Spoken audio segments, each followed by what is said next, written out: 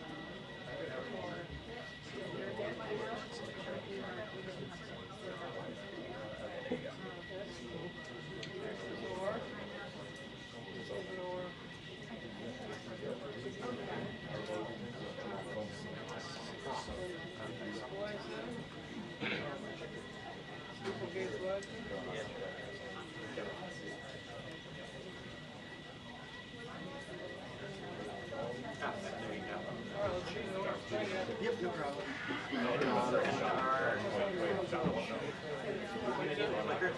I'm gonna go get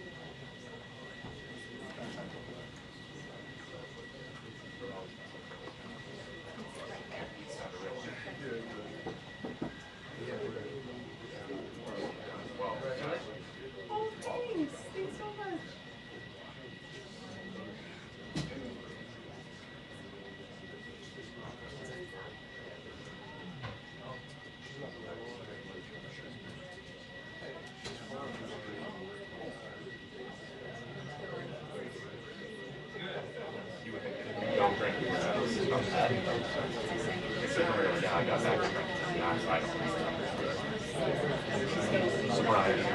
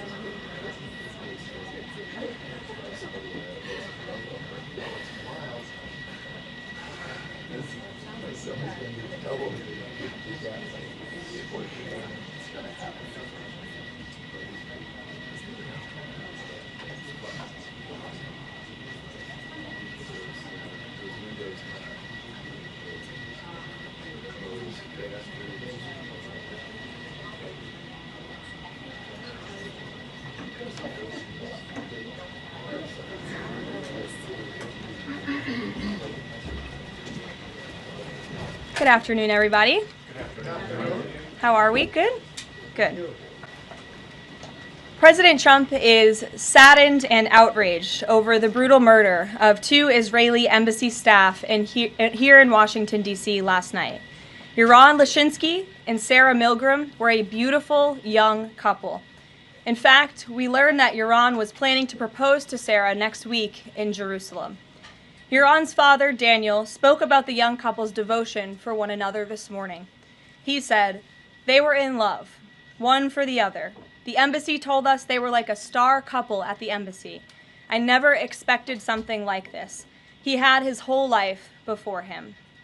These words, especially every parent knows, are heart-wrenching. The evil of anti-Semitism must be eradicated from our society. I spoke to the Attorney General this morning. The Department of Justice will be prosecuting the perpetrator responsible for this to the fullest extent of the law. Hatred has no place in the United States of America under President Donald Trump. Everyone here at the White House is praying for the victims' friends and families during this unimaginable time. Now for some scheduling announcements. On Saturday morning, President Trump will deliver the commencement address at the United States Military Academy at West Point. On Monday, to commemorate Memorial Day, the President will visit Arlington National Cemetery and participate in a wreath-laying ceremony. The President will further honor our military next month on June 14th when he hosts the 250th anniversary of the United States Army with a grand military parade celebration right here in our nation's capital.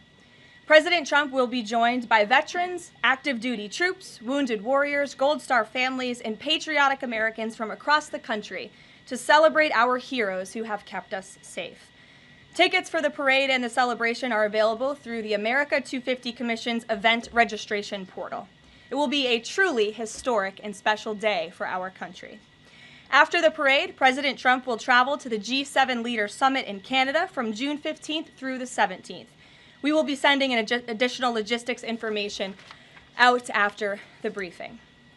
Last night, Republicans in the House passed the One Big Beautiful Bill Act, the most significant piece of legislation in years. There were a lot of good faith negotiations in the Republican conference leading up to the final passage, but as always, President Trump came in at the end to bring all sides together and get this deal done. This One Big Beautiful Bill will implement President Trump's Make America Great Again agenda by delivering the largest tax cut in American history for middle-class families, the working class, and small businesses. The One Big Beautiful Bill fulfills President Trump's promises of no tax on tips, which was applauded today by the CEO of Uber, no tax on overtime, a Made in America auto tax break, Trump savings accounts for newborn babies, and substantial tax cuts for our amazing seniors' Social Security benefits. The One Big Beautiful Bill will permanently secure the border by delivering the largest border security investment in history, funding at least 1 million annual removals of illegal aliens to carry out the largest deportation campaign ever, finishing the Trump border wall, and giving pay raises and bonuses for our incredible ICE and Border Patrol agents. The One Big Beautiful Bill protects the Medicaid program and its benefits for the most vulnerable Americans that the program was designed for, by kicking off 1.4 million illegal aliens from receiving benefits and implementing common sense work requirements for able-bodied Americans. The One Big Beautiful Bill also helps get our fiscal house in order by carrying out the largest deficit reduction in nearly 30 years with $1.6 trillion in mandatory savings. Every single Democrat in the House of Representatives who voted against all of these common sense and massively popular policies. The Democrat Party has never been more radical and out of touch with the needs of the American people. The one big beautiful bill is the final missing piece toward ushering the golden age of America. The Senate should pass this as quickly as possible and send it to President Trump's desk for a final signature. After today's briefing, President Trump will hold a Make America Healthy Again event alongside Secretary Kennedy and several other cabinet secretaries to unveil the MAHA Commission report. President Trump wants every child in America to grow up and to live a long and healthy life. That's why he's working alongside Secretary Kennedy to end the chronic disease epidemic to keep our children healthy, safe, and disease-free. The MAHA Commission report is a historic assessment, the first of its kind by any presidential administration, of current evidence and research about the health crisis affecting America's children. This report is a review of pre-existing research to comprehensively assess what we understand about our health problems and what we don't understand, and how we can find those answers. All of the findings will be based on the gold standard of science.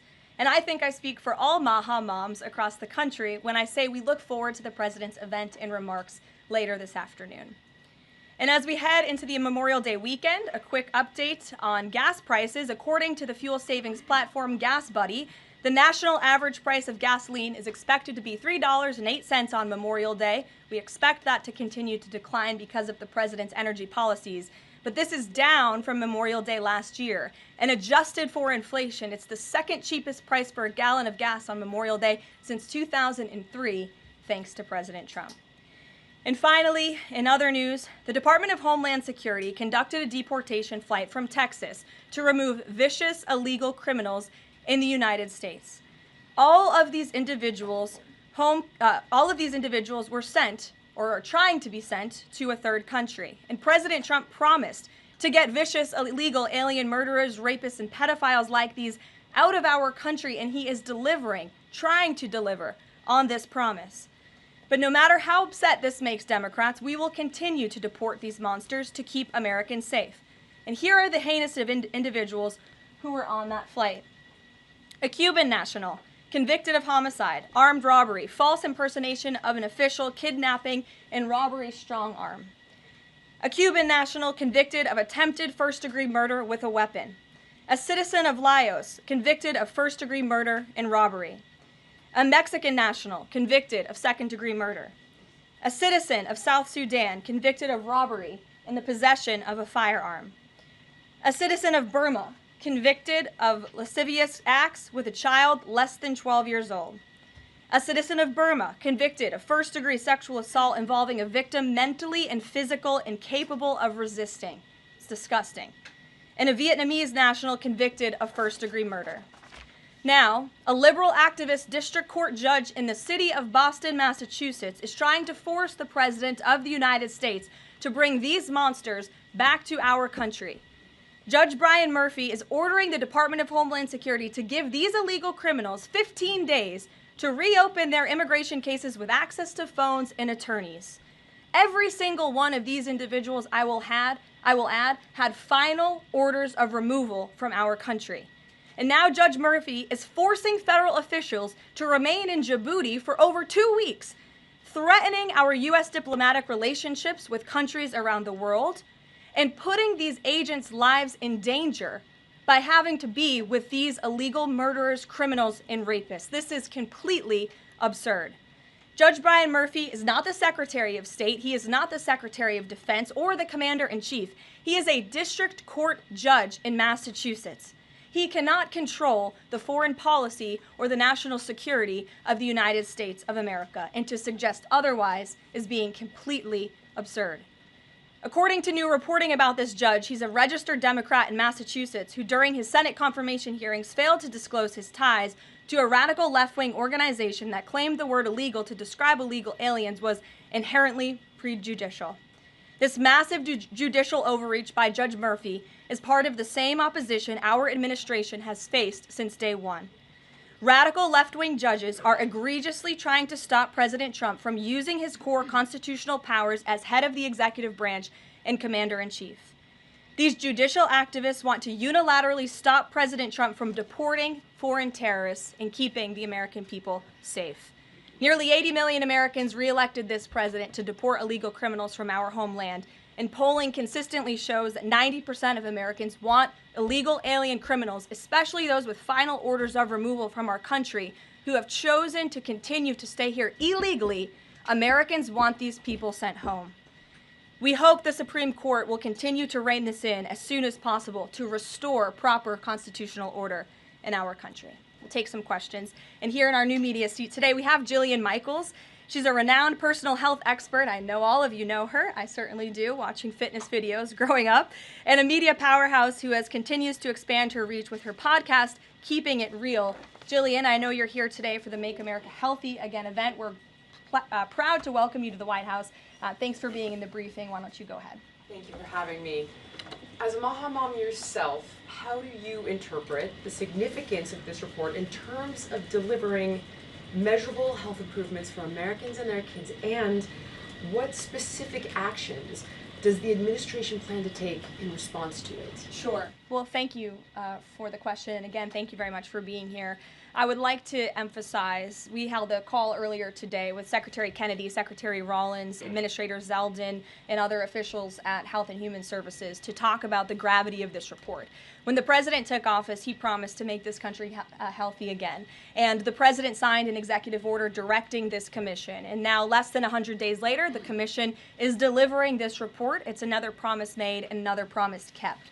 And the report identifies 4 major factors that are contributing to the rise in childhood chronic disease. Again, this is the first time the federal government has really recognized in a single report that we have a problem in our country. Our children are getting sicker, not healthier. This is not just a crisis, a health crisis, but it poses national security implications as well. And this administration is focused on ensuring we understand why.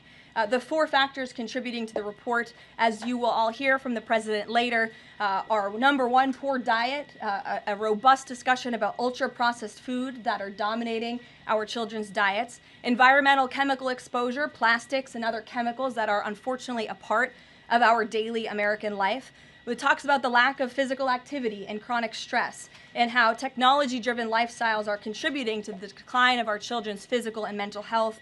And then lastly, the report touches on the over-medicalization that's taking place in our American society, nowhere else in the world, but just right here in the United States of America. And the report directs the entire administration to understand why these issues are happening and what public policy can the administration implement to ensure that we are fostering a more healthy country for our children. So I'll leave it at that and let the president and his team speak more about this historic report later. But this should be good news for everyone. I don't care what your politics are. We should all agree that we want our children to be healthy and safe, and we want our food supply to be healthy and safe. We have the best farmers and ranchers in the world right here in the United States of America, and we have the best workers in the world. We have the best people in the world, but unfortunately we have a health crisis that's been plaguing us for too long, and this report speaks to the heart of it. You're welcome. Thanks for being here. Garrett, go ahead. Karoline, you guys are very proud of your record on transparency. I have 2 transparency-related questions for you. Sure. On the president's dinner tonight, will the White House commit to making a list of the attendees public so people can see who's paying for that kind of access to the president? Well, as you know, Garrett, this question has been raised with the president. I have also addressed the dinner tonight. The president is attending it in his personal time. It is not a White House dinner. It's not taking place here at the White House, but certainly I can raise that question and try to get you an answer for it. Okay, and on the Qatari aircraft, the Air Force has said they're going to classify all the information about the work that has to get done to bring it up to snuff to be Air Force One. Previous Air Force One contracts, including the one that the president entered into in 2018, are public. That's available knowledge. Will the White House commit to releasing who's doing that work and the cost of that work? I understand that some elements might be classified about specific systems, but will you commit to releasing that basic information so people can see ultimately what this costs? Well, Garrett, as you know, that's a question for the Department of Defense and the United States Air Force, who is accepting this jet as part of their fleet. Declassify anything he wants. Well, you'll have to ask the Department of Defense and the United States Air Force, who is accepting this jet as part of its fleet. Peter. The president can declassify anything that he wants. Has he looked to see if there are any records here that would contradict what we've been told about Joe Biden's decline? He has not directed anyone, to my knowledge, to look into that, but surely I can ask him if he intends to. I think the president has spoken on this pretty extensively, and I have spoken about it extensively from this podium as well, how it was truly one of the worst political scandals this country has ever seen, that the previous administration covered up the decline in the former president's mental and physical ability. And it's now all coming out, but the American people knew the truth, and that's one of the many reasons why President Trump won the election on November 5th. And President Trump says that he basically thinks unelected Biden staffers concealed his decline so that they could use the levers of power for their own personal gain. Well, look, that's not just the president thinking that, Peter. There's a new book out. I don't know if any of you have heard about it. Again, a little bit too late, because the American people knew the truth on this from the very beginning. And there were reporters in this room, including some from your network, Peter, I'll give you a little bit of credit here, who have said that clearly Joe Biden's staffers were engaging in this cover-up. So this is common sense. This isn't the president making it up. These are facts that are now finally being revealed. Right, and I'm not saying the president's making it up, but he specifically talks about the auto pen. He thinks that staffers were using this auto pen. Mm-hmm. Is there some kind of like a badge that you have to swipe to use an auto pen? Is there a record of that? I can tell you here at this White House, the president signs any document that has legal implications. The president signs every executive order. He signs every proclamation. He signs pretty much every document that is needed for the president's signature, with the exception of maybe some letters to children. From what we have heard and seen, that was not the case in the previous administration, and the president is raising good questions that are worth looking into. And as for Maha, I'm going to take a sip of water, if that's okay with you guys. Go ahead. Thanks, Caroline. Back to the presidential gala tonight. Did anyone in the White House or in the White House counsel's office advise the president against holding this sweepstakes, whereby people who spent the most money on his Trump coin would then have access to the president at this dinner? Again, the president has been asked about this. He has addressed this. I have also stated previously from this podium that the president is abiding by all conflict of interest laws that are applicable to the president. And I think everybody, the American public, believe it's absurd for anyone to insinuate that this president is profiting off of the presidency. This president was incredibly successful before giving it all up to serve our country publicly. And not only has he lost wealth, but he also almost lost his life. He has sacrificed a lot to be here, and to suggest otherwise is frankly completely absurd. Does the White House Libby, have go any ahead. concerns? Round of nuclear talks between Iran and the U.S. is going to take place on Friday in Rome. What is the president anticipating ahead of that, and if a deal doesn't come from that meeting, is he going to walk away? Well, I'm glad you brought up Iran, because I do have an update. The president spoke to Prime Minister Benjamin Netanyahu today. They had a productive discussion. They discussed many things, including, of course, the tragic shooting that took place here in Washington, D.C. last night. But they also did talk about a potential deal with Iran, which the president believes is moving along in the right direction. And as the president told me, and he's told all of you, this deal with Iran could end in two ways. It could end in a very positive diplomatic solution, or it could end in a very negative situation for Iran. So that's why these talks are taking place later this week. Yamish, good to see you. Hi, good. Thanks for taking the question. Sure. The president showed a video that he said showed more than 1,000 burial sites of white South Africans that he said were murdered. We know that that was not true and that the video wasn't showing that. So I wonder, why did the president choose to show that? What's not true, Yamish? It's not true. The video was showing a burial site. It is unsubstantiated that that's the case. No, it is true that that video showed the crosses that represent. Which is what the president claimed. The video showed images of crosses in South Africa about white farmers who have been killed and politically persecuted because of the color of their skin. The president And those claimed crosses that it are was showing a representing their burial lives. Those crosses are representing their lives in the fact that they are now dead, and their government did nothing about it. Are you disputing that there's no... I'm disputing the fact that the video showed what the president claimed it showed, because it did not show that. But even more, what I'm asking you is who at the White House... No, it did show that. It showed white crosses representing people who have perished because of racial persecution. Verifies the videos that the president shows, and what protocols are in place when there's unsubstantiated information being put out for the world and world leaders to Yamish, show? what's unsubstantiated about the video? The video shows crosses that represent the dead bodies of people who were racially persecuted by their government. In fact, the Associated Press of all places, has a picture of that very monument, and the caption from the Associated Press is, "Each cross marks a white farmer who has been killed in a farm murder." So it is substantiated, not just by that video and the physical evidence that everybody saw on display in the Oval Office, but also by another outlet in this room, the Associated Press. So you should take it up with them if you believe the claim is unsubstantiated, and that's a ridiculous line of questioning. John, go ahead. Go ahead, John. Thank you, Caroline. The big, beautiful bill now goes to the Senate. Does, yes. A lot of the Republican senators have promised amendments that will water this thing down dramatically. What is the president's level of tolerance for their amendments to water it down, and what will be the action taken for some of the amendments that the president does not want? Sure. Well, the One Big Beautiful Bill is named the One Big Beautiful Bill for a reason, because it is a one big beautiful bill that encompasses just about everything this president could want for the American public. It delivers on so many of his core campaign promises. So surely we want to see those campaign promises signed into law. And as the president put in his Truth Social post this morning, and as he said to me, we can celebrate this past the House for a couple of hours, but now it's time for the Senate to get to work. The president has a great relationship with Senate Majority Leader Thune, and of course so many friends on the Senate side of the Hill, and he's expecting them to get busy on this bill and send it to his desk as soon as possible. Phil. Thank you. Given that the president said the other day the SALT cap, we don't want to benefit Democratic governors. If the Senate was to reduce that SALT cap or make any type of changes, would he support that, or is this a situation where done is beautiful and he just wants to pass it? Well, look, it's a hypothetical question, obviously. Negotiations. Well, correct, and the bill passed, didn't it? So now it's off to the Senate where additional negotiations will take place, and we'll see how it goes. Michael. Caroline, two questions on the beautiful bill. One of the campaign promises from President Trump was no tax on Social Security. Now, due to congressional rules, that wasn't able to be included in this bill.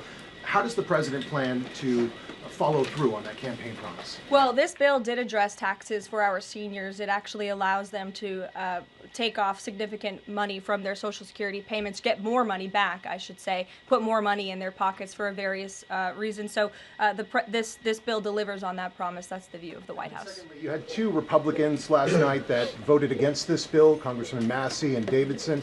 Does the president think that they should be primaried?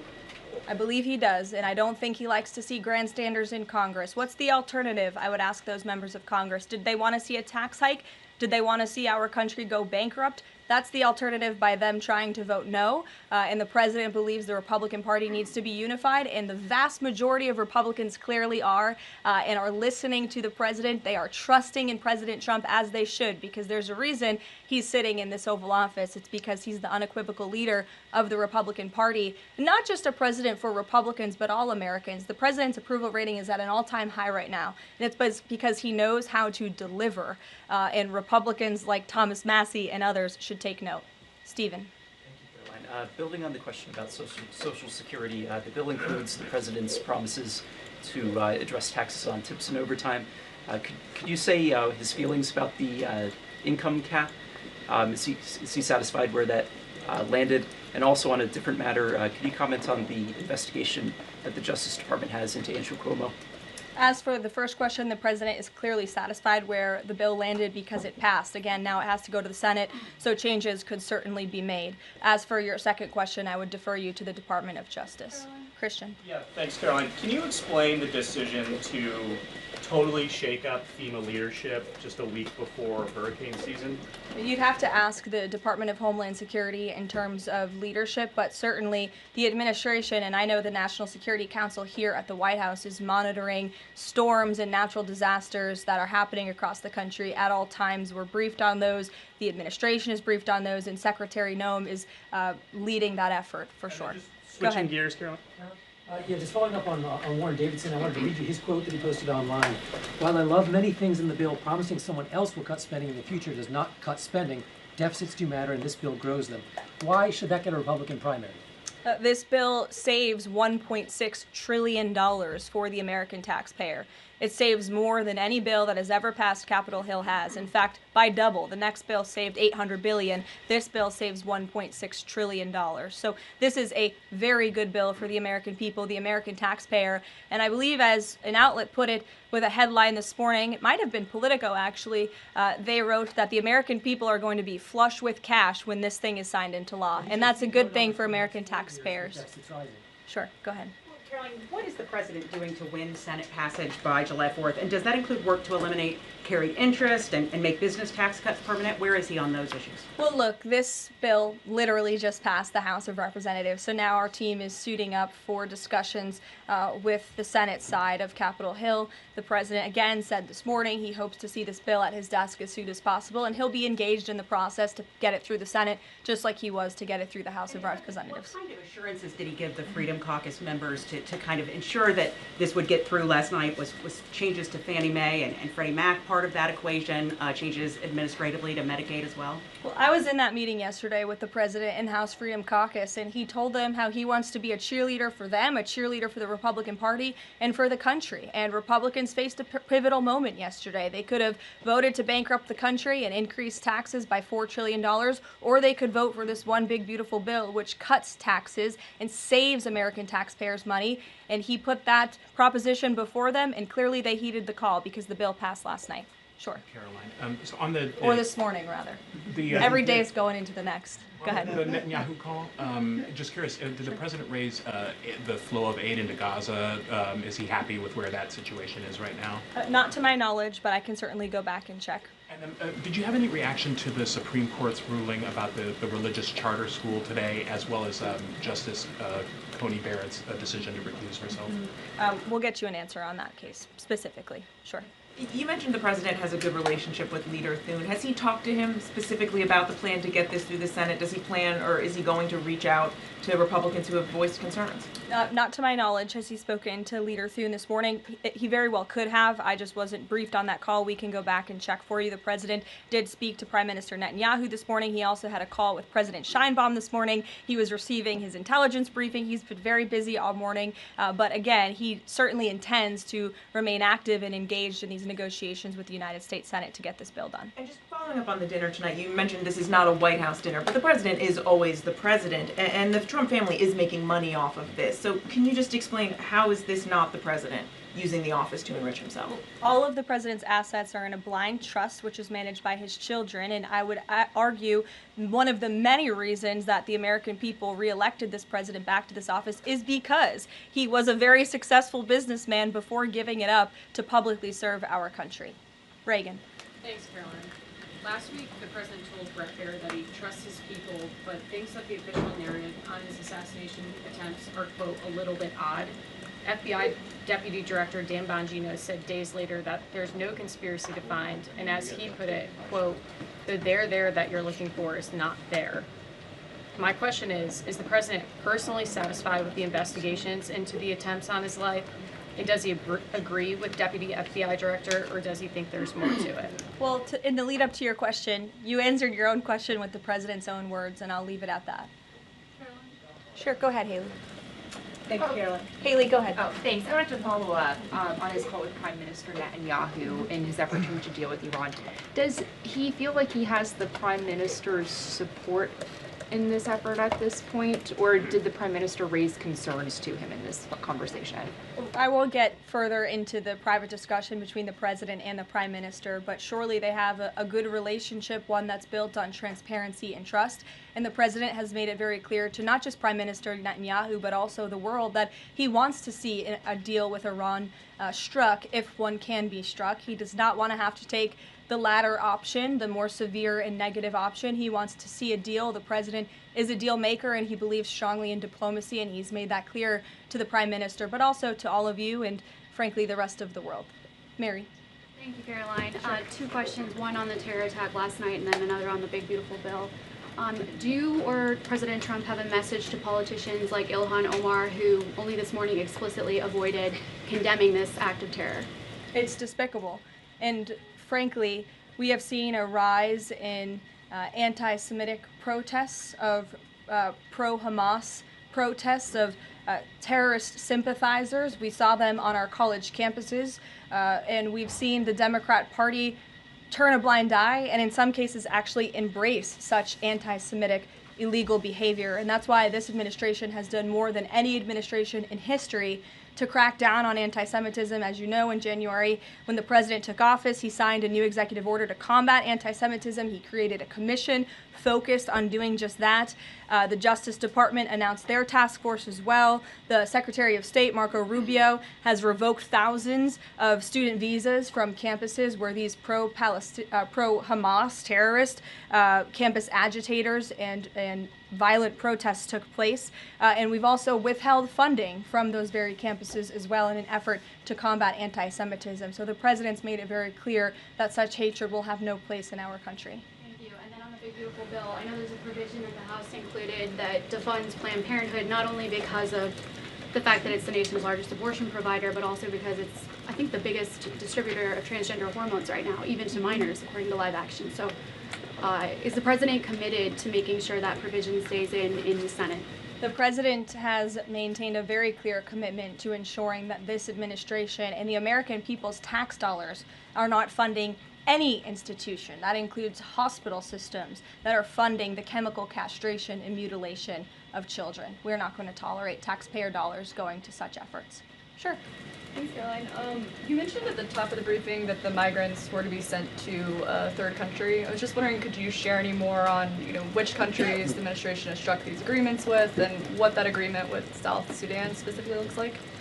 Well, first of all, I won't litigate foreign policy from the podium, but what I will reiterate is the absurdity of this ruling from a district court judge in Boston who is just creating new immigration laws out of thin air. This administration, let me be very clear, because there have been a lot of fake headlines about this deportation flight over the last 2 days. This administration has complied with all court orders. And the individuals whose names I just revealed and whose criminal histories I just spoke of that are on this flight, every single one of them had a final order of removal from our country. In fact, one of these violent illegal criminals had a final order of removal given to him in 1999.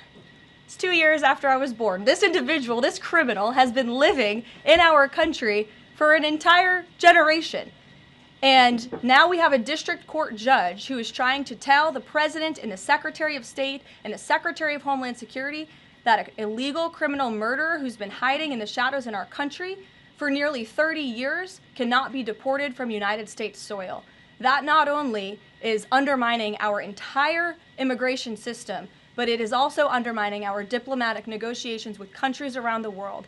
How are countries on this earth supposed to trust the United States government in these good faith diplomatic negotiations when these countries accept these repatriation flights? How are they supposed to trust us if we have radical district court judges who are going to say, no, you can't do that? And now these illegal criminal murderers and rapists have to sit in Djibouti with our ICE agents who now have to sit there for more than 2 weeks without the proper resources. This judge is not only undermining our immigration system, undermining our foreign policy and our national security, but this judge is undermining the safety of the ICE agents who are putting their lives on the line to remove this list of illegal criminal terrorists. It's truly despicable what's happening in our court system, and the president and this administration hope that the Supreme Court will do what it needs to do to rein in these liberal activist judges. And the Supreme Court has already said it is well within the president's purview to dictate foreign policy, and a radical district court judge should not be getting in the way of that. We'll see you all later at the Maha event. Thank you. Thanks, Caroline.